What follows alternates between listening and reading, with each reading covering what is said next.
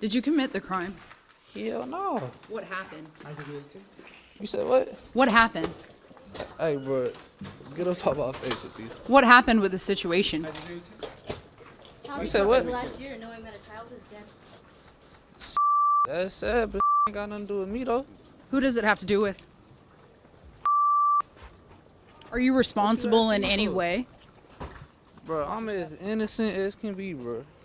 Do you have an attorney? I don't know. What would you say to the girl's family? If you could say anything, what would you say to her family? Are you guilty or not?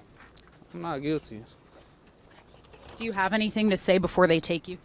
Hopefully they catch the right people, because it ain't me.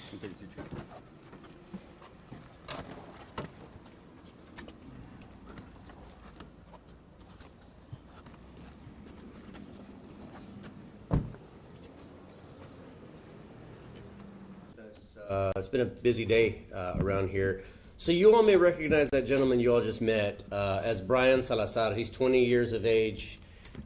He was actually involved, and the reason for this this charge today is you all may recall a shooting involving a 4-year-old little girl, Marianne Marble, that occurred in 2024 at 6708 Windsor Hollow. Today he's being booked on several charges. 8 counts of aggravated assault, mass shooting, which is a relatively new charge in the state, injury to a child ×2, and then capital murder for the murder, capital murder of Marianne Marble. You may recall that on May 8th, 2024, in the evening, we got a call for 6708 Windsor Hollow for a report of a shooting. 5 members of a family were all shot, and Marianne unfortunately lost her life almost instantly after being shot in the head. Soon after the shooting, we were able to develop information, this video that was widely circulated thanks to the media helping us get this information out. You know, you could see where these 2 suspects pulled up to the residence in a vehicle that we also put out information on. That's the vehicle there. It's a gray Infiniti Q50, as you may recall. That we were able to get that information out, that along with the still photos, and we were able to put that information out through Crime Stoppers. Over the course, soon information on who the names of the suspects were. Isaiah Perales and Bryan Salazar were 2 names that kept coming up as a result of the tips. But you may recall that as we continued in with the investigation, several months later, we were actually doubled the amount of the Crime Stoppers tip, and then I believe that was pretty pivotal in getting us the information that we needed to corroborate earlier tips that had occurred. Early on in this investigation, we actually developed what we still believe to be a motive in this case, a murder that happened April 26th of that same year, 2024, that was actually handled by the San Antonio Police Department.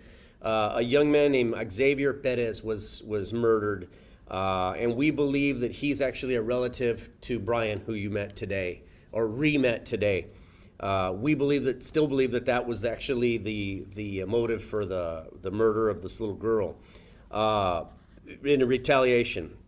The evening of the murder of Xavier Perez, that murder happened around midnight on April 26th of 2024. Soon thereafter, we were able to develop information that Bryan and Isaiah actually started talking about stealing a car to exact their revenge for the murder of Xavier. Sure enough, that murder happened around midnight. By 3 a.m., these 2 had actually stolen the Infiniti Q50 that was ultimately used several weeks later in the murder of Marianne Marble. And so they stole it in late April and then kept that car until such time as the murder occurred on May 8th. It appears that as early as May 5th, these 2 suspects started conducting surveillance on that residence at 6708 Windsor Hollow, passing by the residence, taking down information about the residence, mapping out what they were going to do, and planning out this shooting that would occur on this family. Again, as you know, on May 8th, they actually carried out that shooting, and in that shooting, 27-year-old Mako Marble, which is the father of the little girl, 25-year-old Mariah Castillo, who is her biological mother, and then 2 children, siblings of Marianne Marble, 8 and 7 years of age. And of course, as you know, Marianne was shot and killed almost instantly as a result of it. The other 4 members of the family survived their wounds. Look, my investigators did an awesome job of piecing on with regard to cell phone data. They relied pretty heavily on records, going through records, hundreds of records of cell phone data.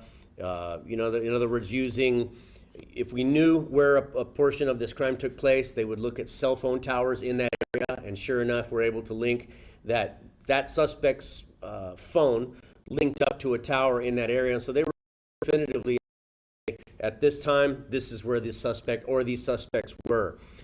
In the aftermath of the shooting itself, for example, we were able to piece together that right around the time of the shooting, that as it appeared they were heading toward the address on Windsor Hollow, they actually turned their cell phones off. The occurred, and then soon thereafter they back on. Hours after, you can see where at one point they went out to Calaveras Lake, for example. And we were able to pinpoint almost exactly a bridge that goes over Calaveras Lake out there in that area. We speculated at that time that they may have been dumping the murder weapon. And so dive team, but accompanied by the Harris County dive team that was in the process of training our dive team up, they were actually able to recover weapons. You can scroll to those are the that we put out that was what we believed was used in the shooting. On October 10th, when we went out with the dive team, next slide, that's the weapon that was actually recovered by Harris County Sheriff's Office divers out there at that area. We test fired that weapon, and we were able to verify that weapon was indeed one of the ones used in the shooting of Marion, of this whole family.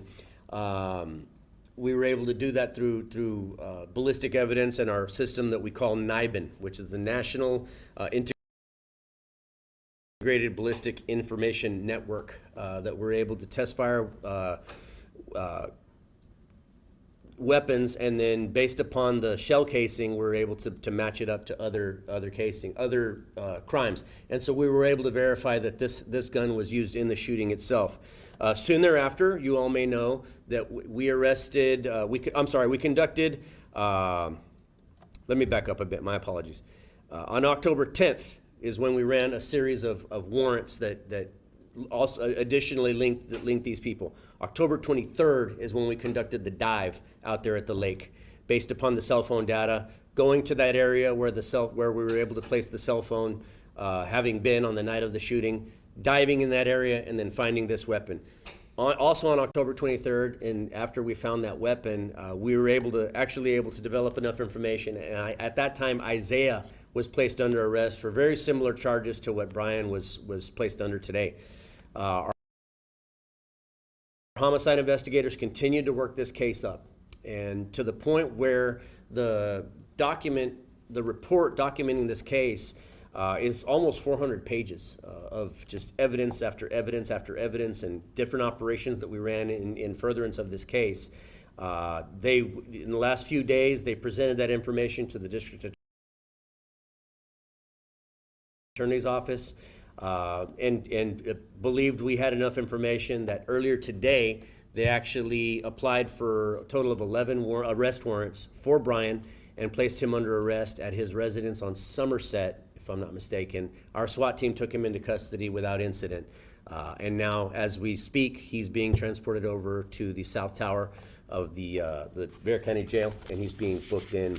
Este caso se trata de un homicidio que ocurrió el día 8 de mayo de una niña de 4 años de edad, Marianne Marble, que ella, desafortunadamente, estos dos sospechosos, Isaiah Perales y Bryan Salazar, ellos cometieron este tiroteo, este homicidio, en esta casa en 6708 Windsor Hollow. Esa noche ellos fueron a esa casa y empezaron a disparar hacia la casa.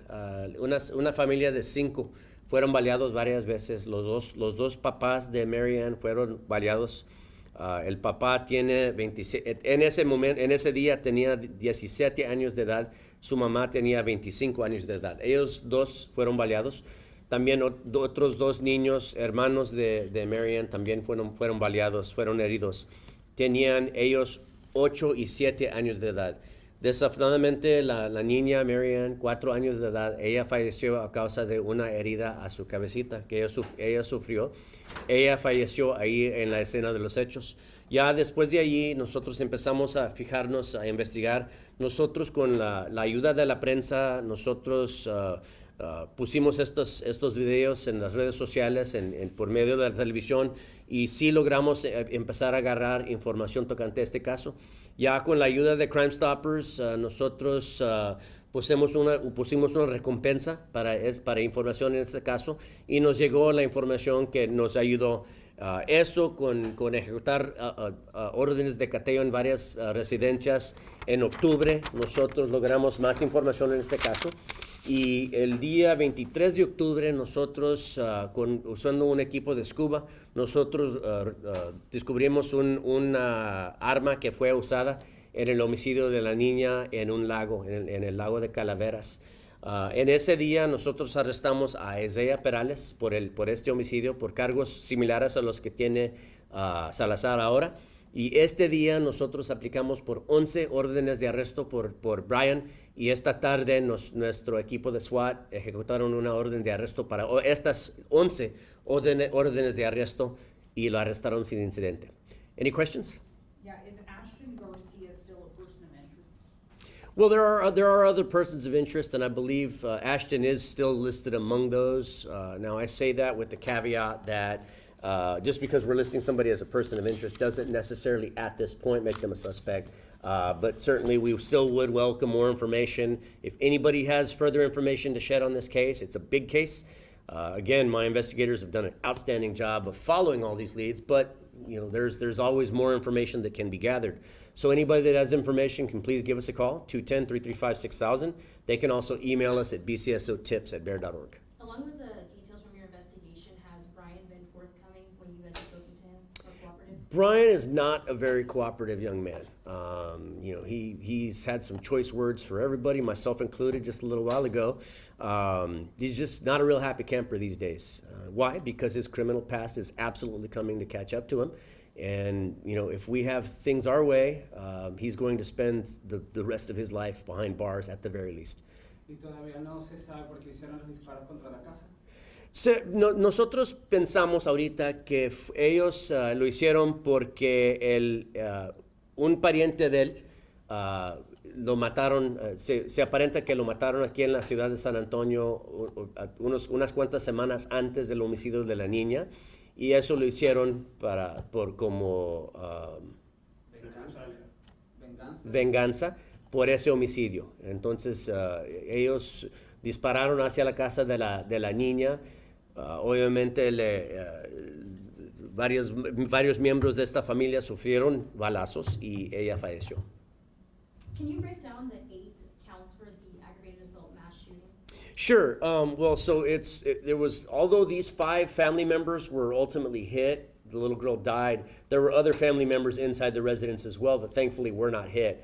I believe there was at least 1 infant and then several other adults, a total of 8 family members inside the residence. And so whether they were hit or not, the charge still applies for that charge of mass shooting. And so that's what necessitated the 8 charges. As far as the injury to a child times 2, those are for the 2 siblings of the little girl that were shot. And then, of course, the capital murders for the little girl herself. Being that she was under 6 years of age, that's what qualifies this for a capital murder. Are you able to speak to his past charges? Well, I know he's got several, and they date back several years to his entire adult life, which he's a 20-year-old man. He's not very old at all. But I know that on the 10th of October, when we executed y'all interviewed us out at the scene, we executed a series of warrants, early morning warrants on that day, on several different addresses. But on that day, on October 10th, he was actually arrested for several lesser charges, at least one of them involving this case. So let me give you an example. That morning of October 10th of 2024, we arrested him for tampering with evidence. During the course of the investigation of the shooting, we were able to find that he had tampered with the evidence on his cell phone in the aftermath of the shooting of the little girl. And so that day on October 10th, we had enough to charge him with the tampering of evidence. He was also found to be in possession of marijuana And he was also arrested for a deadly conduct charge that I believe was unrelated to the shooting of the little girl. So he does have a pretty lengthy criminal history, being that he's only actually legally been an adult for about 3 years. This little girl is obviously never coming back to her family, but could you speak to the dedication of bringing her family some kind of justice with such a thorough investigation? Sure, absolutely. And we were just commenting on this today that unfortunately, members of the little girl's family, certain members of her family still have not been very cooperative with us. They haven't really communicated with us very much at all. But even then, it was very important for our investigators to make sure that the justice is served in the interest of this little girl.